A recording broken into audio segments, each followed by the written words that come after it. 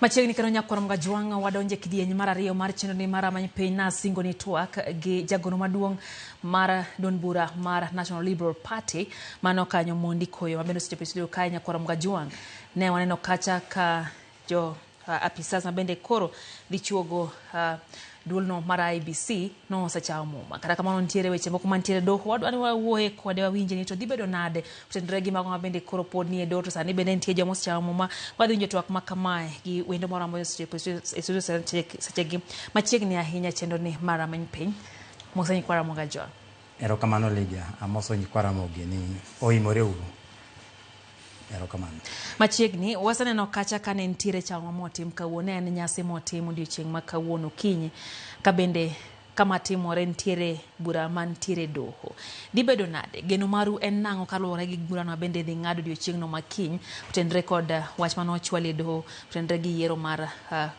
Gastas Muli kachiel gi Koki Muli wang'eyo ni Gastas Muli emano usiwa lwedo kaka en National Liberal Party kae to Koki Muli ochao ng'oma ka bende ne sire gi Kalonzo Musyoka dibedo nade kae mokwongo goyo ni puoch kod pak ne ji aboro mane ochope panel e yo makare konde e yo moluwo chik to ng'at achiel ok wanyamiyo puoch kod pak nikech ujamecho mano jambetre Koki Muli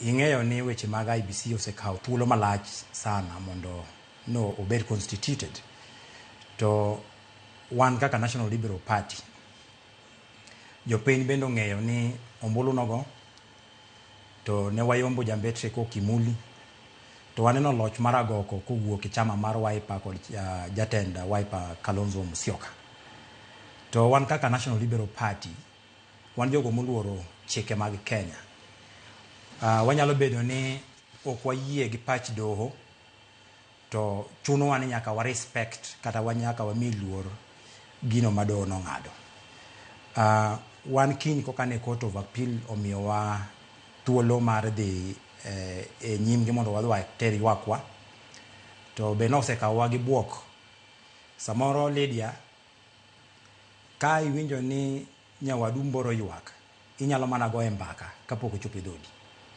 sama ne Gachagua mboro ywak ni yawa jogi inyama kata process malong'o ok lu noko chalo nwa nikech ni pok wachopo e space koro miyo kawuono ne wawinjo lit ma migosi Raila Amolo Odinga osewinjo ka winjoga samo mai koro kiny wan gi geno ni kaka doho bro ng'ade wan wabro luwo chik mar doho kata kobedo ni ok wawinjore gi gino ma gibro ng'ado antie ng'ato penjo kae ni to ang'o milaro ka lerne ni to osebedo nade wang'eyo ni ntiere bura mano ochwal gi Dr. Gasti Muli wacho ni ntiere mecho mano nobedo nade gimilaro kar ka endi en yiero mar 2027 gi 2032 ing'eyo ni Lydia yiero ok en event yiero en process to yiero ma 2027 chakore gi yiero jogo madhi yiero jok madhi bedo commissioners chandruok ma wantiere godo e Kenya kar ka ni jodito mosebedo e siasa gigni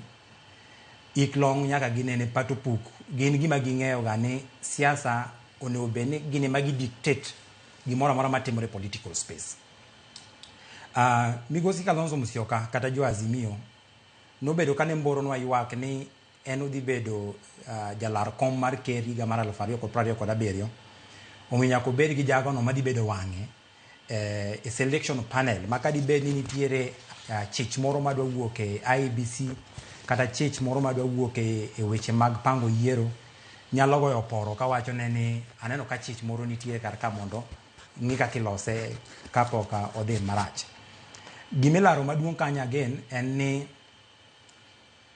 jogo manigi lek mar bedo ker mar higa mar 2027 neno ni onego bed ni gin gi joge gi iye kacha madhi temo nyisogi ni sama wadhi e yiero ng'ikruok mage manitiere to en ang'o monego bed ni lose wang' sa Lydia pend chike mag IEBC Elections Act to gi pend chike mag Kenya matayo yiero oyango ni gimiluongo ni IEBC onego bed ni en gino mochung' kar kende ma onge gimiluongo ni political influence kata undue pressure mawuok from political players.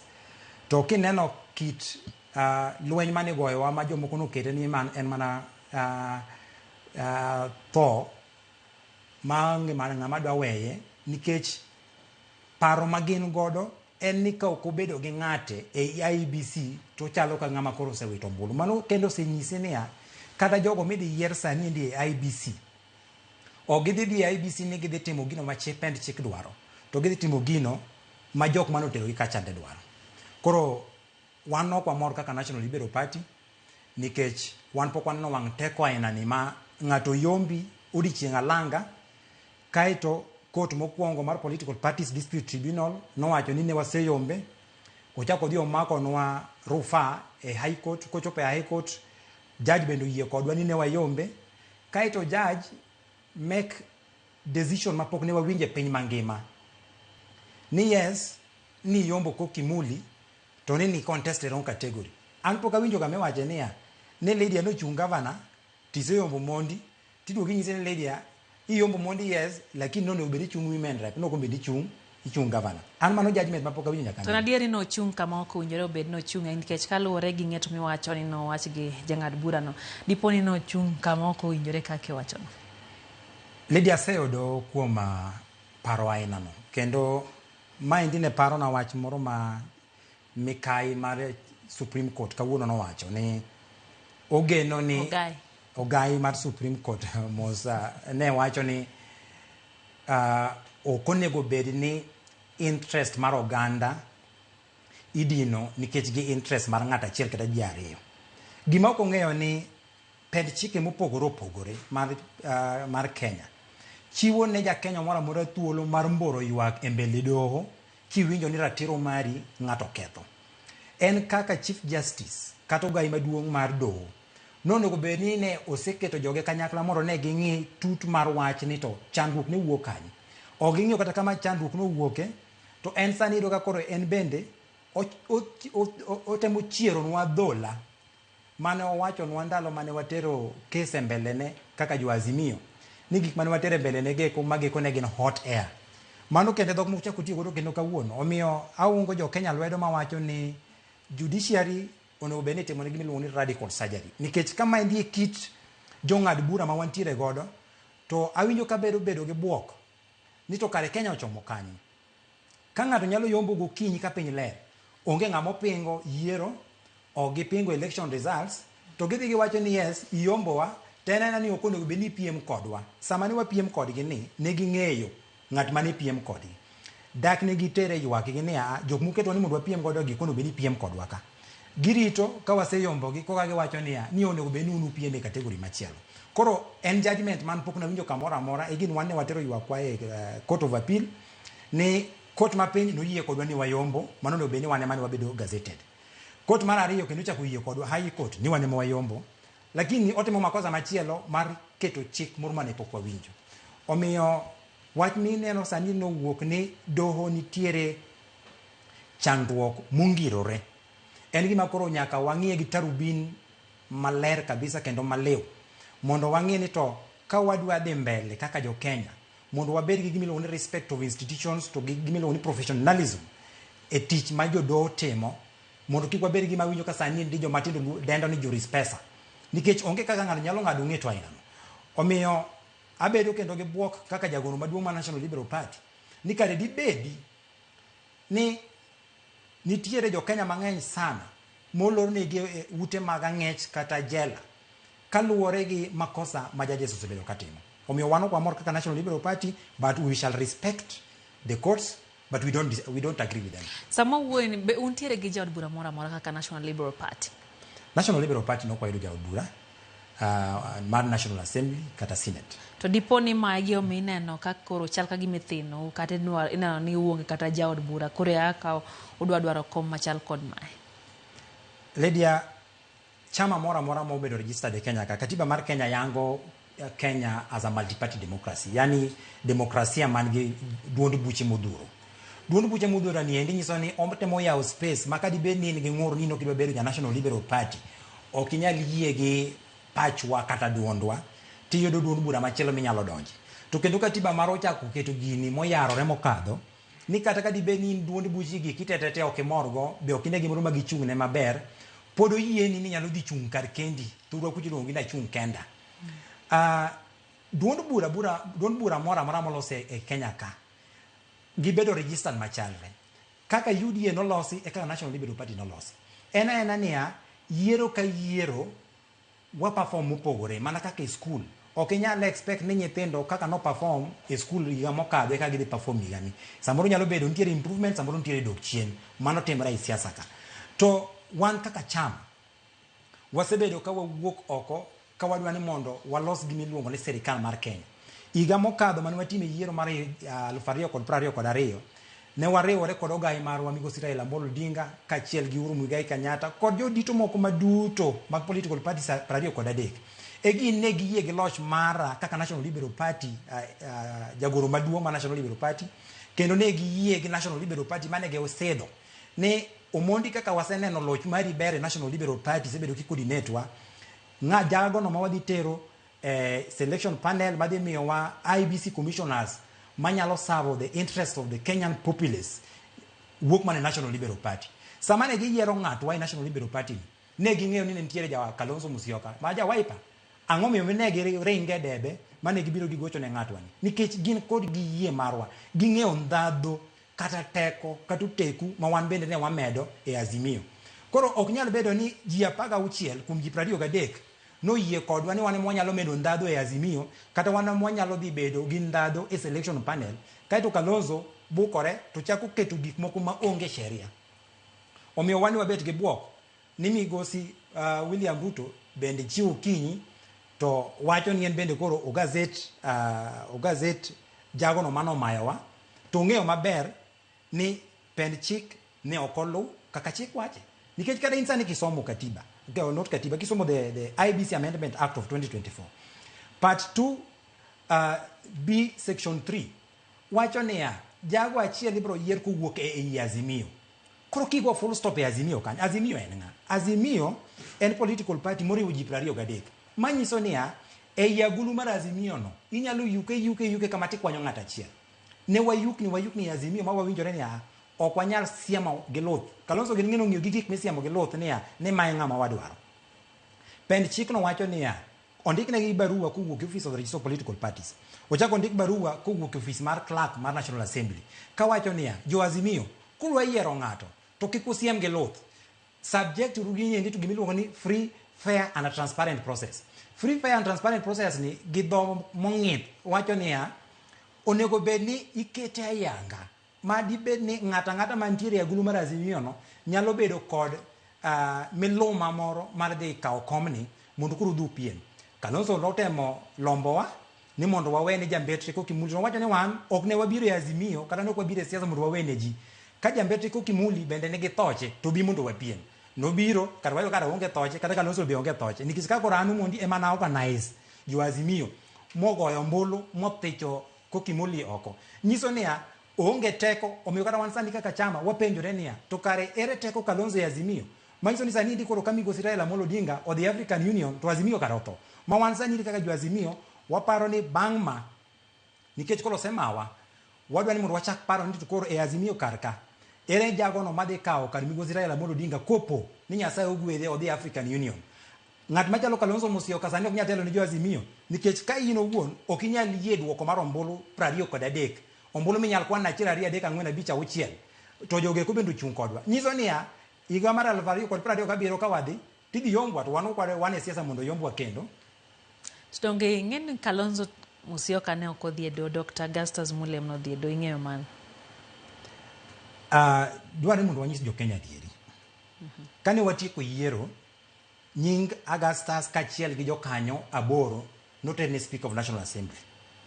Kaito bang'e Kalonzo ochako moro ywak niya onge kaka ja National Liberal Party dhi represente a selection panel to wan waonge gi presidential candidate. To wapenje niya in ing'eyo 2027 nade pok wachopo 2027. Samoro kata in wegi ibiro ka Wiper no samoro onge gi nguvu e Kenya kar kama National Liberal Party ni ma samoro nyalo konyo kori. onge kaka inyalo chako jaji wasani ni wange presidential candidate. Koro ne wariyudo ka language manotiyo nwa godo ne language moro mar achaya niya ni nikech koro waonge gi jakanyo mantiere e od bura mamalo kata en owuon mano no nyiso wen owuon nowacho no owuon ni jago ma sani ne wayiero mar National Liberal Party ok nyal dhi chopo lek mare kare to wan wanyise niya Dr. Kalonzo jago ma wayiero madhi e IEBC ok onego bed ni en jago no madhi chwalo lek mari en jago no monego bed niya dhi chwalo lek mar jo Kenya mondo wabed gi IEBC ma is full of integrity yani jogo man gi lony jogo man gi paro malew jogo maonge mibadhi jogo maonge gi chilo to sani kineno kaka neno no mayowa mochuno wa gi jambetre ko kimulini anyalo nyisi gadiere niya jogo magidwani mondo gidhi gi yier obed jogo ko makan Kalonzo nyise ni left to chomo left wan wadwa jogo maluwo chik mar Kenya ok jogo madhi luwo chik mar political leaders. Iwacho ni magi gin jok miyiero gi Azimio kata kamano wang'eyo ni Professor Adam Solo bende ni e iye ka en oyiere gi riwruok mane. The IEBC Amendment Act mar 2024 part 2A part 1, 2 and 3 wacho ni nonego bed ni wabedo gi jogo madhi bedo e aput mar yiero commissioners ji ochiko. Ng'at achiel ne wuok e riwruok mar Okinde.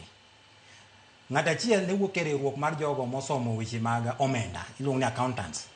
Ji ariyo ne wuok e Interreligious Council of Kenya yani jogo ma ng'at achiel wuok e Waislamu to ng'at achiel wuok e Jokristo. Kaito ji ariyo ne wuok e Parliamentary Service Commission. Kaito ji adek ne wuok e Political Parties Liaison Committee. Dr. Adam Solo en no oyiere gi Parliamentary Service Commission kochung'ne Azimio la Umoja Kenya Coalition. Koro Azimio ne nigi slots ariyo. Slot mokwongo ne gintiere godo Parliamentary Service Commission. Mache chande to ogai marwa emane bet piny to wacho ni joga masebedo ka wuotho godo kar ka gitetete.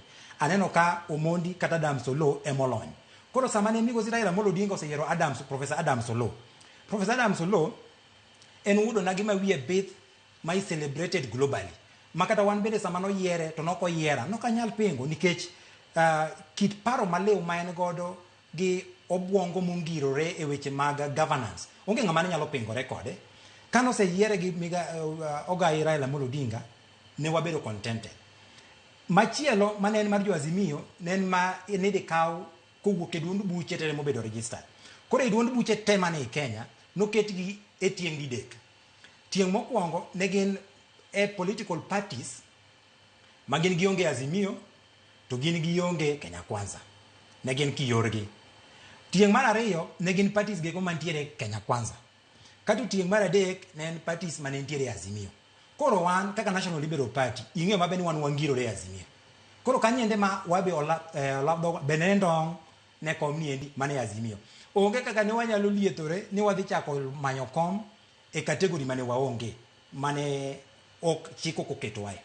Lydia ta seche ka ni wacho ni nitie kuma no ok owinjo bed no manye komne mi wacho ni ok dang sei ni ok owinjore chungi imai nikech chung kama ok owinjore sani to koro kanyo donjo manendo ne en interpretation kata lek mar Kalonzo kech Kalonzo ema noduogo echore ka waseyombe sama ne wadhi e yiero ne nitiere IEBC mano timo clearance ni nyise niya kidwaro kom mar bet e selection panel mar IEBC ne giwacho ni mokwongo kelo boki ni magi manyiso ga niya ni nisomo e Kenya karka kata nisomo oko lakini oboke magi geko nyaka ne puodhgi gi migawo mopogore opogore mag sirikal mapuodho oboke.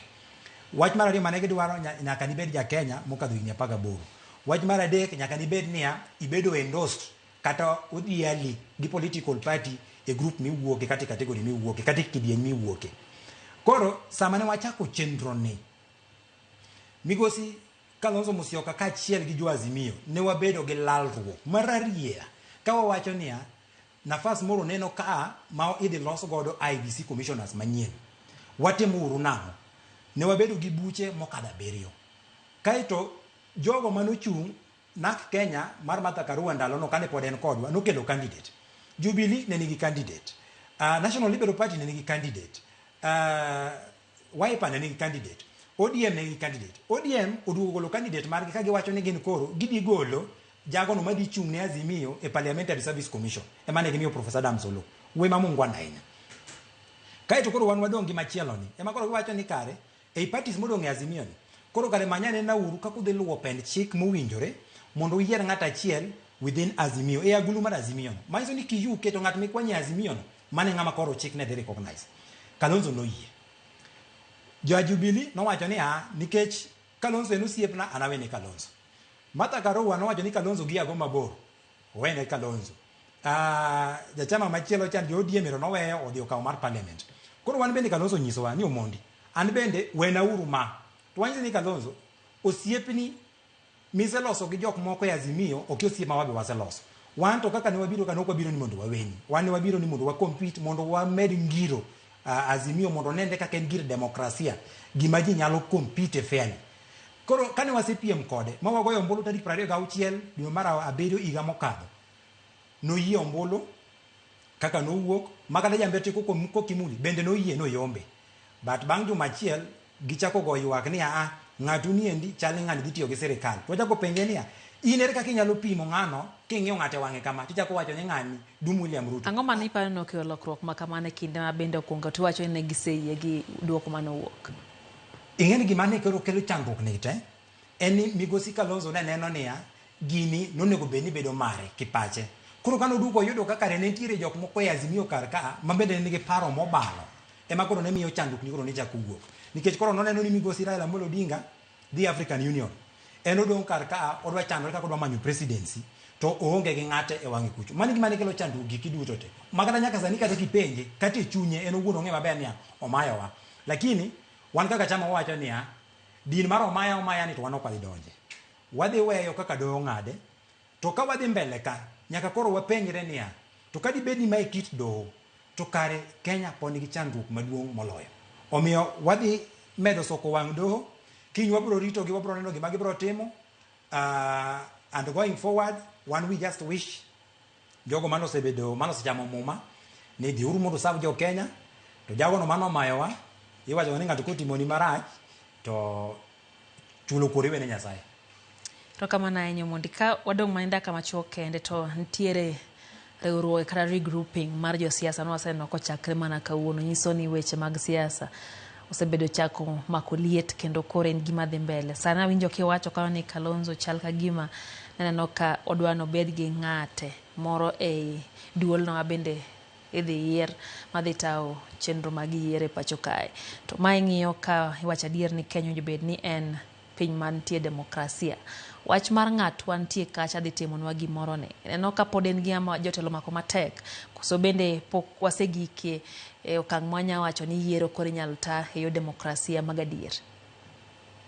Ila sani endi bedo gi ng'ati IEBC ok dhi konyi. Gima jo Kenya dwaro ni mondo ng'e ni sani ni winjo kaka migosi William Ruto bende ne wuoyo kanene e gwenge maga Western. Kano wacho ni en sani koteko goyo turubin to neno ka onge jago no mo osewuok motegno mowacho ni nyalo piem kodo. Gimomiyo neno ka ibobedo gi mijing'o mar wacho gima chalo kamano nikech kong'i adieri to neno ka onge teko moro mosewuok madwa ni mondo piem kode. Lydia, ombulu mar Kenya kata loch mar Kenya iyudo through ombulu to ombulu ni igoyo e polling station. Commissioners ogo ombulu. Ombulu igoyo gi jo Kenya. To ko ombulu ni igoyo gi jo Kenya, gimonego bed ni sani jo Kenya ne kete maino margi ni to sani ni jo IEBC ok osebedo ka register voters. Ka jo IEBC ok osebedo ka register voters, e secretariat mar IEBC kachiche en jago mane madhi chiwo thuolo mar ng'iyo ni to e gweng' kama Omondi ae kata e gweng' kama ae jo go ombulu adi mobedo registered. Mar ariyo, jogo machiwo kitambulisho. Ibo yudo ni sani nitie nyithindwa mang'eny sana manotieko skul kata mosechopo higni 18 ma pod onge kitambulisho. Chik mar Kenya wacho ni nyaka ibed ni in gi kitambulisho mondo eka ikaw ombulu. Kanye mondo bed ni wakete maino marwa kata wachak wang'iyo ni te secretariat kacha staffs madhi bedo deployed mondo ti e kor gwenge mopogore opogore. Higa mar 2007 aparo ni samoro ne pod tin no king'eyo gik manotimore e Kenya ka. Higa mar 2007 kane migosi Raila Amolo Odinga no yombo ne nitiere constituency moro matin ma jogo omburu mane ni kanyo nok chop kata 50,000 niluongo ni Tarakaniti. En osiko gola, en osiko kela, en osiko kela nokelo matonga nopong' mar Kibaki. Omiyo sani endo no beni awaketo teko marwa mondo wang'e niya ere kaka jowa yudo kitambulisho ere kaka jowan nyalo register as voters, then how do we mobilize them mondo gidhi gigo ombulu ne ng'ano mondo obed ni wagone ombulu mondo lokri ji masani. To ka waketo teko marwa ni sani ne pod walarore ni ere ng'ama dhi bet e selection panel, to onge gima wadhi yudo higa mar 2027. Mogik, nyaka ing'e ni sani e selection panel ok ing'iye te. Migosi Kalonzo ere koro gore kodwa mothechowa oko, wawege kanyo watendo gi kidi, but pod wabiro duoge wachno. Gima nyaka ong'e ni gin ji ochiko. Kata bed mana ni dwa go ombulu ni koro dwa yier chama, nikech ing'e ni teko mar yiero jakom mar IEBC ni e lwet ker. Koro joka kande dhi tero nyinge adek ne ker ni koro wan wayiero Omondi to wayiero Lydia to wayiero Akoth ema mondo obed chairperson. Ker ema pod dhi bedo gi teko mar yiero ng'at achiel ma dhi bedo kaka chairman mar IEBC. Omiyo kata bed mana ni Kalonzo mayo wa ng'at achiel, onge teko ma ng'ate ne dhi bedo godo kachande moloyo. En mana ni wan kaka National Liberal Party gimomiyo ne wagombo ni mondo ng'atwa mondo dhi obed kachicha mondo wayier commissioners ge kuma dhi serve jo Kenya, commissioners man gi tabia maler kendo tabia mogwedhi kaka David Maraga gi, jok machalo Professor Piolo Lumumba, jok machalo Willy Mutunga gi. Lakini koro kisechako timo rigging sani ni Kalonzo seregwa e ng'ama dhi bedo selection panel, kaka itimo ne wadu, kaka timore piny, kaka timore polo, makata en wadite mana mbele. Rokawana ahinya. Mano kanyo en Jagoro maduong' maduong' bura mar National Liberal Party. Aneno kanyo ka Pastor Hamri wacho kacha ni entiere kodwa, Anambri Kayande entiere dala mar Kager, wacho no mora ahinya gi chenro twak mar rameny piny. Be aneno kanyo ote kanyo moor gi Onia la wacho ni en bende osebedo kong'iyo twak. Kata kamano aneno ka penjo moko nitie kae, to nikech sa nwalore gi kae, kamano kuom loso thuolo go kodwa mbaka, geno marwa ni en ni odhi miyo duoko makare do kiny. Erokamano. Mang'no yie kao. Wan waseyie duoko mora mora. Sani endi ng'e ni Migosi Raila Amolo Odinga nopuonjwa gimoro e siasa ni kik idonje siasa gi mirima. Siasa kidonje gi mirima tadundo mari nyalo podho sa asaya. To ng'eni Kenya kar ka dundo mari kopodho to kaminya timi surgery ma agent sana minya konyi godo en mana India. Kore kawe kete wiye, kikete chunyi. Ay mana mineno gi wang'i nene kao. Koro wan sani waseneno ni Kalonzo mawa gi wang'wa wawege kanyo. Kama nyakoro ng'ajwan kum ketera mogiti wasebedo kanyo gi twak mar rameny piny mana kaka chal mar weche gintiere ka bende koro igeno ng'eto mar bura makamano dichieng'no makiny ng'eto bende idhi ng'adi e doho mar appeal kaka pile wa singo mar mi wechego kaka owinjore. Kata kamano oduokeno sa 3 gi chenro mar oimore kamang'no wamiye wechego gi kuku mage mago manyien mondo dichieng' makawuono. Nyinga Lydia, okay, onere sa 3.